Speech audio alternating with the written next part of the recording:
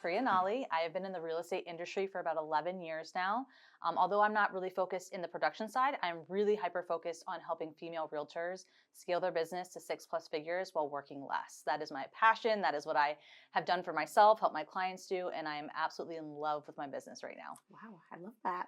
And then you've transitioned from being a successful realtor to a life business coach. Can you share what inspired this shift and how your experiences in real estate have influenced your coaching approach? Yeah, absolutely. So, when I first started in the industry, it was 2014. I was a single mom. I had a 1-year-old daughter. I was living at my parents' house. And at that point, my childhood bedroom, I hadn't even graduated to the basement yet at that The point. basement, I love it. And I struggled my first few years in real estate. I didn't know what I was doing. I was overwhelmed by the fact that I didn't know what I was doing. I had people, all these different people at my brokerages telling me, oh, you should do this, you should do that because it's what worked for them. And no one ever really took the time to sit down with me and ask about me, who I am as a person, what I enjoyed, what my strengths were, what my weaknesses were, to help me formulate a plan that made sense for me and made sense for the lifestyle that I was in. A lot of the realtors that I was talking to, they weren't single parents. They either were a dual parent household, they didn't have kids, and so their lifestyle was completely different. And so the advice I was getting was not tailored to me and what I needed in that season to actually be successful. And so a lot of my passion for what I do now has come from my own experience of having to learn on my own and teach myself and figure out the hard way, from throwing spaghetti at the wall, seeing what sticks, what Yep. doesn't, all of that you go through in those early stages. And figuring out for myself that the best way to build a business is to hone in on what you're good at, what you enjoy, and then turning that into how you create your client experience, right? So, like, I did event planning before I was in real estate. That was something that I did. I did it for fun on the side. I got paid to do it when I was in college. And I took my love for event planning, my attention to detail and things like that, and I applied that to my business. And so I created these really clear systems for my clients. I started really focusing on the client experience as a whole and events and adding all of that into my business. And that's when I really started to see things take off. And when I went all in on my business, I hit 6 figures in my first year. Wow. And so it's one of those things where your best teacher is your failures. And I failed a lot before I figured out what works.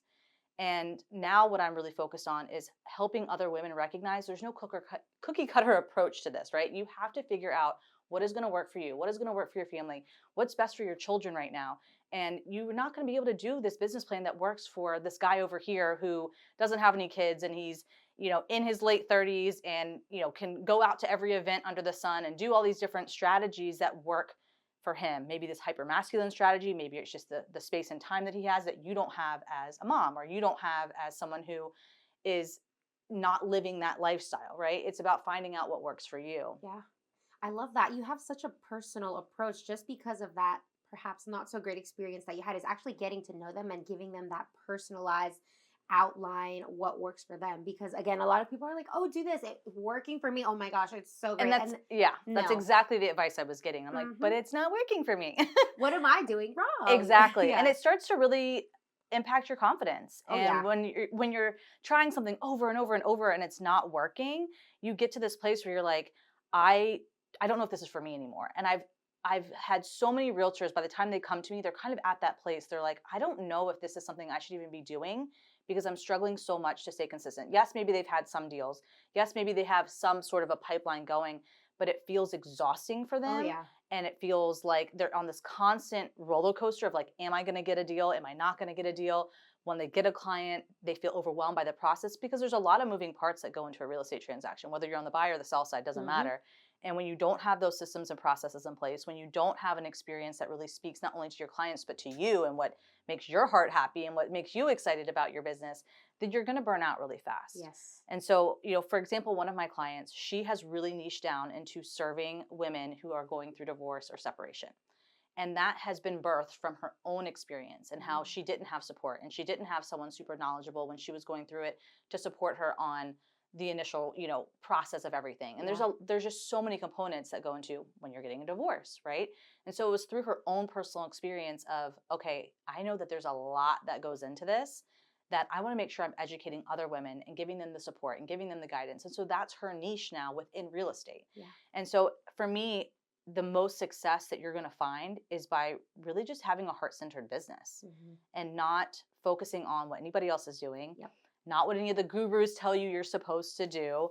It's about what works for you. Absolutely. And those failures, you learn Yeah. a lot from them. Yes. Oh my gosh. Yeah. I mean, that's been my, and even still, 11 years in the business, I'm still learning something new every day. You Same. don't, yeah, you don't ever stop Mhm. learning anything.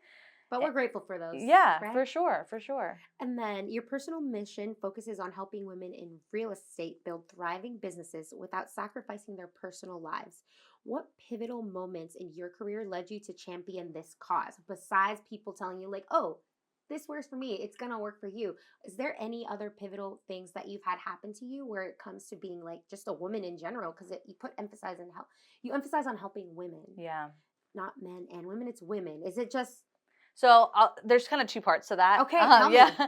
One, I mean, obviously, I'm a woman, and I have in my younger years, I struggled a lot with female relationships. Most of my friends were guys. I felt safer in some ways with guys. I think I had a lot of experiences, the talking behind your back and things like that when I was younger, and I started to pull away from female relationships. And as an adult, and especially when I became a mom, I realized how important female relationships are, and it was such an area of my life that I was lacking. And so I started to really lean into, okay, I want to have female relationships, but I want to have the right female relationships. I don't want to have female relationships that are catty or any of, Toxic. yeah, toxic relationships. I don't want that. And so by understanding for myself, it was a need that I had, and starting to really intentionally connect with other women that were going to lift me up and create this community of support that I have leaned on so much, especially after becoming a mom. I wanted to pour that back into other women. I wanted to give back in that way because it's transformed me in so many ways, not just in my business, but in my personal life. Yeah. And so for me, I always feel like when something is poured into you, the best gift you can give is to pour that back into others. Yes. And so that's really a big part of it. And then there's the other piece, which is like the total practical, like logical piece, which is I have worked with men, and no offense to the guy clients I've Yeah. had, but it's a totally different experience to help men. And I have personally found that the male clients that I worked with, that we spent a lot of time in the beginning with some resistance stuff to them even receiving information from me As a woman. as a woman. Mm. Yes. They came to me because they did believe I could help them, but when it came down to me giving them the straight up advice on like, look, you're telling me you want this, but you're doing these things and this is not leading you in that direction, I think there was some some resistance that maybe come from their own personal experiences, whether that be with their mothers, their wives, other just women in their lives, and I clearly triggered something for them. Yeah. And you have to be willing to accept advice if you're going to get support. And Mhm. I have worked with all sorts of different clients. Mindset is a huge part of what we go through and talk about, and whether you're a man or a woman, right? Mindset is important. And Absolutely. so for me, I want to be able to focus on the mindset and not just be working through the resistance piece. And I just found there wasn't the same connection. I didn't feel the same excitement and joy helping male clients. Now, doesn't mean I won't take a male client, but it's a very Yes. I have to be very specific around who I'll take, and I will interview them beforehand to make sure that we're a good fit. Yeah. Because I have to protect my time and energy as well. Yes. I don't care if you're paying me. That's not what it's about. Yeah. It's about the energy that comes with it. I absolutely love the honesty. I really do. I feel like some people would walk on eggshells saying like, I don't know if they have like something going. No, but I love it. That's the straight up truth, though. I'm it's like, right. you've obviously had a bad experience with women telling you things, and So it's let's showing just- right now. Yeah. No, I love Yeah. that. And now I want to talk about burnout. Burnout is a common challenge among high achieving professionals. What strategies do you recommend for recognizing and combating burnout, especially in demanding industries like real estate? Oh, burnout.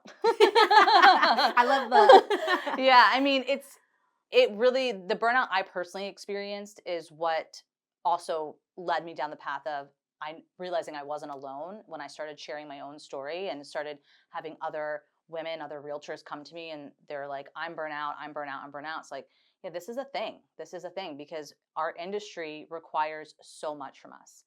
And for me, in my own personal experience, I was a mom to a second child, right? But it felt like starting over for me, right? I got married, I had my son, and my delivery with my son was very horrific. I ended up in the ICU. I had 8 blood transfusions, platelet transfusions. I almost died. Oh my God. And less than a week later, about a week later, I was showing a property and out of getting out of the ICU. And that was Why? because I didn't have my shit together. Shoot. I did not at that time have the systems. I did not have the support. I didn't have anything in place that allowed me to be a human. Everything was either I was working or I was in mom mode. And when I had my son, I wasn't expecting any of that to happen. And I realized through having to jump straight back into work, not having the support in place, not having anything figured out, that I was on a fast track to not being able to work as a realtor anymore. Oh, man. I felt like I was gonna have to choose. Either I was gonna have to be a mom or I was gonna have to be a realtor. And I couldn't do both. That was the feeling I had at the time. And I think that's a really big telltale sign. If you're feeling like you can't be who you wanna be in all the different areas of your life because your job is so demanding and pulling you so much, and you feel exhausted and you feel stressed and overwhelmed, and you're starting to feel like, I don't even know if this is for me anymore, that's a huge sign that you're burnout. Now, it could also be, obviously, maybe real estate isn't the right fit for you, right? I don't want to rule that out. But Yeah. a lot of the times when people start having those feelings, it's because they have just stretched themselves so incredibly thin and they don't have the right support. They don't have the right systems. And even if you do have some systems, right? Maybe you have a CRM and you have some stuff set up. Maybe you have a transaction coordinator you're using and they've taken some stuff off your plate. But if you are overall just operating your business in a way that doesn't allow you to be a human, to have the sick days, for your kids to have sick days, to travel, to go take a minute at the spa, like whatever it is that you need to do for yourself, then you're eventually going to burn out. If you're not burnt out now, you're eventually going to burn out. And that's just the reality of it, because not just real estate, but a lot of I mean, just being an entrepreneur, right? Like that experience, we are taught you have to hustle, you have to grind, you have to go 100 miles per hour, work 24/7 if you want to make it. And I think a lot of people are starting to shift away from that mindset because it doesn't work. It's not sustainable. No. Like something is going to suffer, right? If it's not your business that's suffering, then your family and your personal life is going to suffer. It just doesn't work that way. It will always transpire somewhere. Yes, Whether exactly. you think it's not going to, it's gonna. Exactly. It Shoot. always, it shows its head eventually. Mm-hmm. And so if you're feeling like you're having, I mean, for me, it was feeling like I had to choose. That was such a big sign for me of like, and feeling like there's not enough hours in the day. I can't do it all. I don't know how everybody else does all of this. But sometimes the burnout too, you can be burnt out. You can have a business that is not busy, not necessarily doing super well, and still feel burnout. Yes. And I think that's also a misconception too. Is like, oh, I'm not burnt out because I've only got a few deals this year, or my business I'm not getting enough leads in, therefore I'm not burnt out. You can be burnt out from not knowing what to do next. You can be burnt out. Or trying to, from you're hustling, and nothing is coming. You're going to feel like, what am I doing all this for? Yes, exactly. And I think people misunderstand burnout for just being working 24/7 going nonstop versus you can be burnt out from just not knowing what the heck to do and having to make decision fatigue. Decision fatigue is such a thing. And I have so many clients that come to me and they're like, I don't know what to do because I've been trying this and I've been trying that and nothing's really working. And it takes someone sometimes asking the right questions, asking questions that no one's ever really asked you before, and you having to pause and really think and not being allowed to give surface level answers, because I do not allow my clients to do that. I love it. You're like, we're going to dig deep, right? So it sometimes takes somebody else outside of you, outside of your business, outside of your partner and your friends and your family, the people that, they have a different perception, right? They have a different perception of who you are, what you can handle, especially strong women. That's something that I think nobody recognized. My husband didn't recognize I was burnt out. My parents didn't recognize I was burnt out. Nobody in my life that was close to me really recognized it because they were used to seeing me do it all. Dang. They were used to seeing me just take on the load, do it all, move at 100 miles per hour. Like, I'm going to get emotional talking about this because it really is such a thing. Like, people are just, when you're a strong woman, when you're capable of so much, it puts you in this place of like, nobody understands that you also need help, Sorry, I didn't know I was going to get emotional. No, it's okay. Yeah, get your tissue, girl. Good thing you have the tissues there. We do. It's hard, and it's hard for me when I see other women who don't have supportive spouses and don't have a community of women that they can feel connected to and that they can feel supported by and that get it, right? It's one thing to be a realtor, right? You can meet a bajillion, there's so many of us, right? Not just in the Northern Virginia area, but all over the country, right? All over the world. There's so many realtors. But when you're plugged in with female realtors as a woman, and you have a community that gets what you're going through, and you have support, and you have someone that's going to say, hey, I get it. I went through this last year, or this is what helped me when I experienced this. It is life changing. It Oh, is I bet. so, so life changing. And I mean, I've experienced that myself, even with, I joined a mastermind this year for my coaching business, right? So it's all coaches in that mastermind. Yeah. And it has been a life-changing experience just in 3 months. Wow. I mean, and it was expensive. It was a $20,000 mastermind. I invested a lot of money into this, but it has been worth it to me already simply because of the women in the room. Wow. The women that are there that are like, I get what you're going through. This is what worked for me. They're sharing their own struggles and experiences. It's it's such an energy shift to have that kind of support. And that's been a big thing for me in terms of shifting out of that burnout Mm-hmm. is having the support, having the community. Absolutely. Can I ask you a personal question? And you can Absolutely. say, I'm open book, girl. okay, okay, okay. Were you able to eventually, I guess, talk with your family about like, hey, maybe you guys have not realized this, but I'm actually really freaking burnt out? Oh yeah. Yeah. I mean, I got to a point where I came to my husband, I was like, something's gotta change. Something's gotta give. And once I explained to him how I was feeling, he understood and he saw it, and he immediately asked like, okay, well, what do you need from me? What can I do to help? What can I do to support? And so we talked through what that looked like. A big thing for me was just being understanding and patient that I'm trying to figure this out, that I'm going to have to flip the table on my business and Mm-hmm. start fresh and implement new strategies, new systems, new processes, get support so that I can continue to run this business that I love, Yeah. but also still be here for you, still be here for our kids, and be the mom and the wife that I want to be as well. And that's going to take time. And I think that's something that not everyone understands, the time piece attached to this. They join a coaching program, they hire, a mentor, whatever, and they're like, okay, well, I'm going to get all of my stuff figured out in like the next 3 months. It'll get figured out by the end of this quarter. Doesn't quite work like that, right?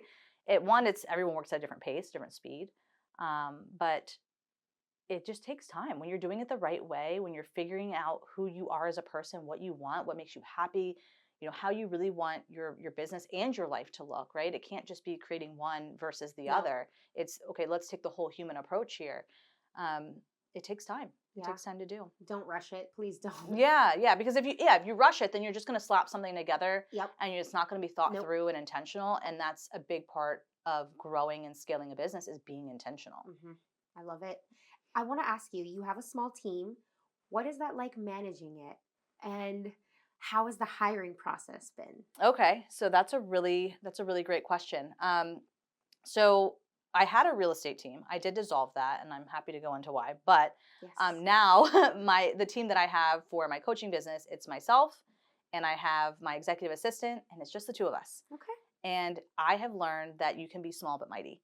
And you don't have to have a massive team. I didn't enjoy having, I never had a huge real estate team either. I had, I think, at the most 5 agents at one time. Okay. And then it was 5 agents, transaction coordinator, and then executive assistant. That was the biggest team I ever had.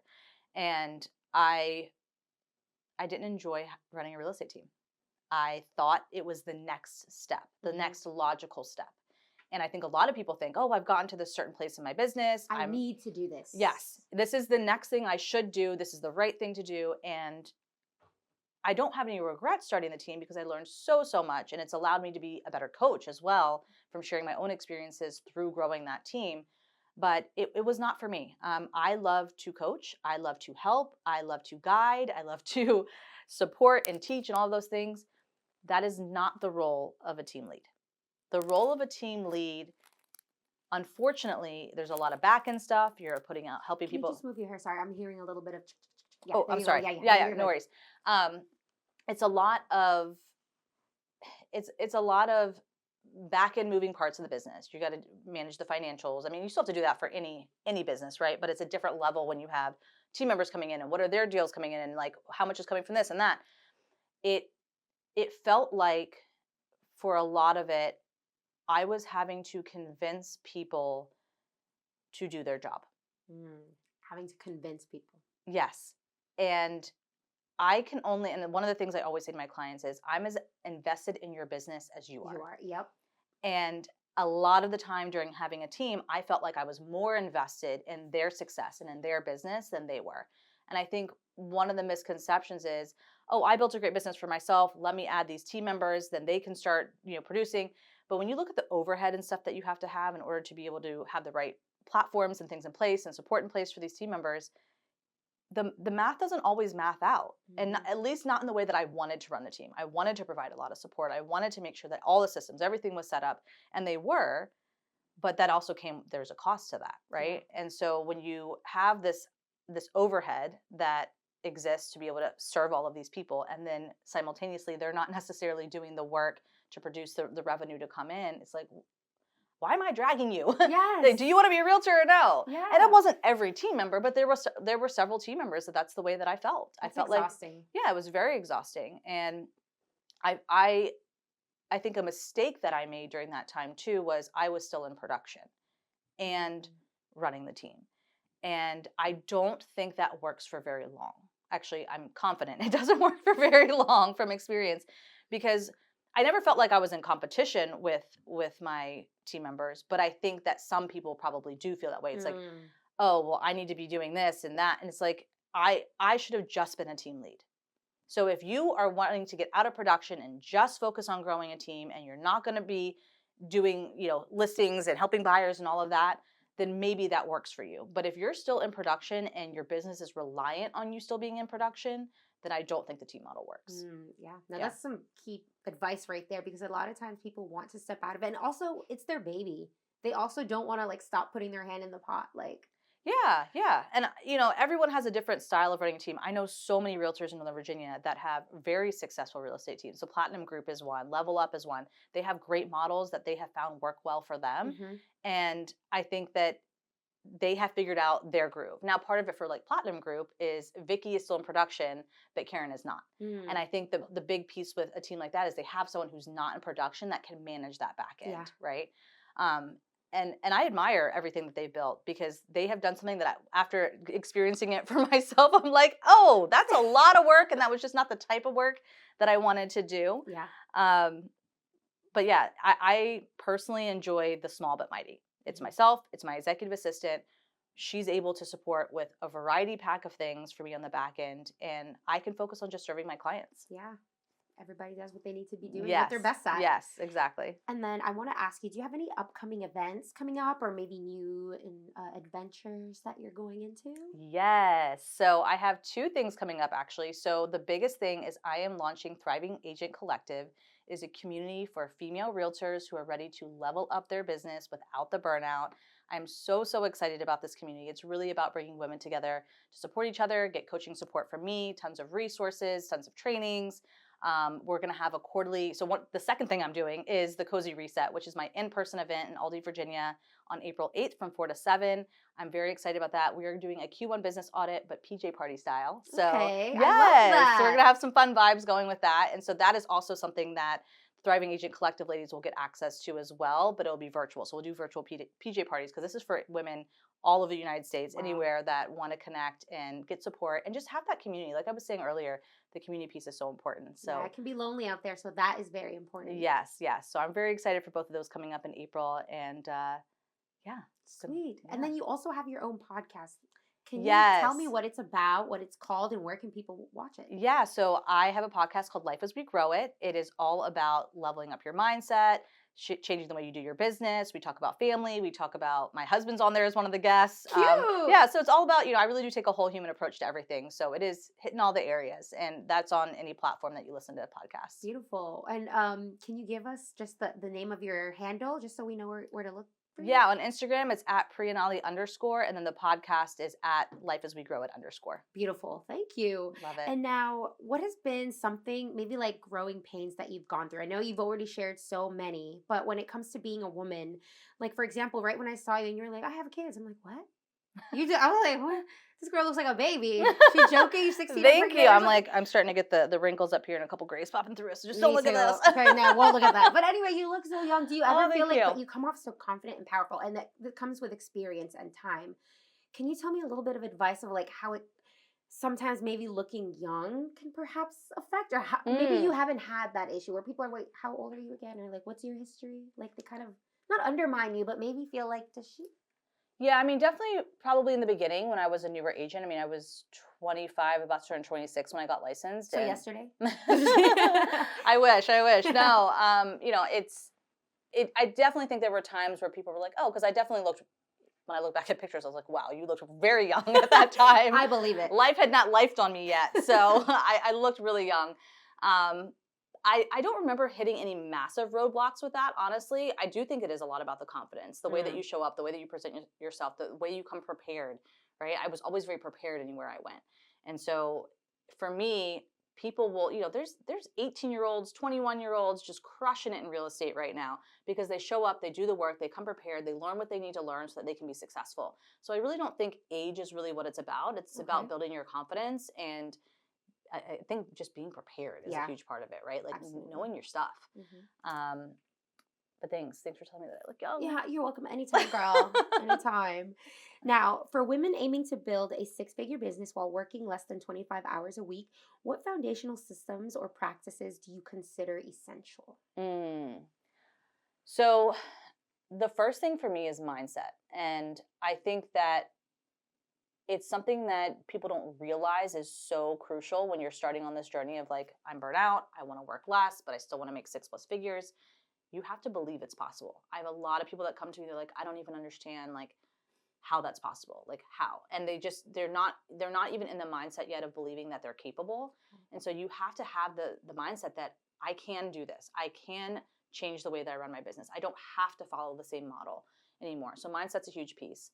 Then I would say the next part is getting real with what your vision of success is.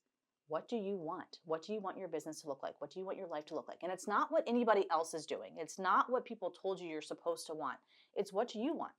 How many vacations do you want to take a year? What do you want your self-care routines and time and all of that to look like? Where are your working hours? When are you dedicated to work and where are you off? People don't take the time to do that. They just start a real estate business and they just are going full speed ahead all of the time. Yep. And again, that's how we get into the burnout. It's asking yourself some of those questions and giving yourself more of a roadmap to follow in terms of, okay, if these are the things that I want, let me take one thing at a time. How am I going to get there? Mhm. Right. And the working hours and the boundaries are such a huge piece of that too. And people get nervous around, well, what if I'm, real estate's like you're available 24/7. Yep. If you're not available 24/7, like people are going to want to work with you. And that was a big mindset shift that I had to make, and a huge lesson I learned when I flipped the table on my business after having my son, which is my value is not in being available 24/7. Mhm. My value is not because I answer your text message in 0.2 seconds, right? That's not where the value is. The value is in the support that I provide, the guidance that I provide, being able to lead my clients, being able to help make their lives easier, making the transaction stress-free, making it so that they're never wondering what's happening next because I've provided them the information that they need, negotiating skills, being knowledgeable about how the contracts work, like all of that is my value. And I also started realizing that my value wasn't in opening doors. I can lead my clients and support my clients without sticking a key in the door and letting them see the place, Mhm. right? So that was one of the big shifts I made from burning out. Was I realized that showing houses wasn't something I could do anymore because I needed to be home with my kids. I nursed my son for 14 months. Like, it's hard to nurse and also be Yeah. doing showings all the Girl, time. yes.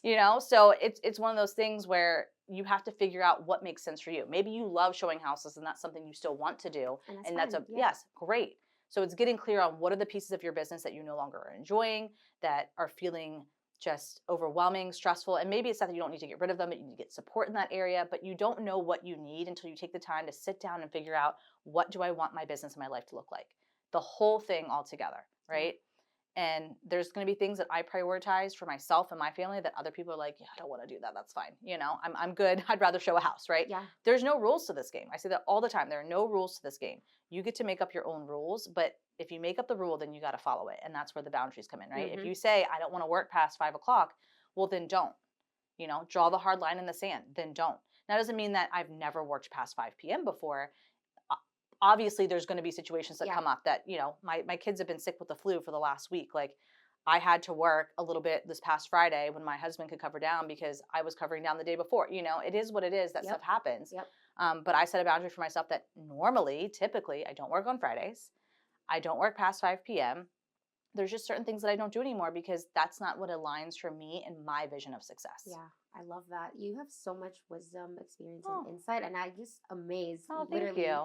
if anybody's listening out there and is a real estate agent and is a woman and is trying to like juggle and balance, and maybe you heard something that resonated, or you feel maybe like you hit the check marks for feeling burnt out, I definitely think you should hit up Priya because she's been through a lot. She's gotten over those hurdles.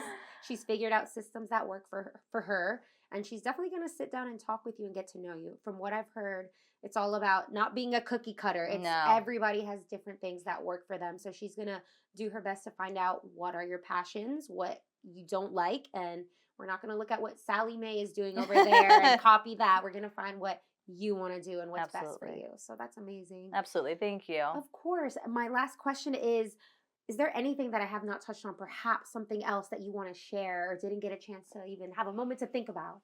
Mm, I think the big thing that I want everyone to walk away with is you don't have to be unhappy.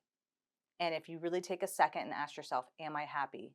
And really answer that question for yourself. You can't just look at one area of your life. Am I happy in my business? Am I happy in my marriage? Am I happy with my, my self-care time and all that? It's, am I happy?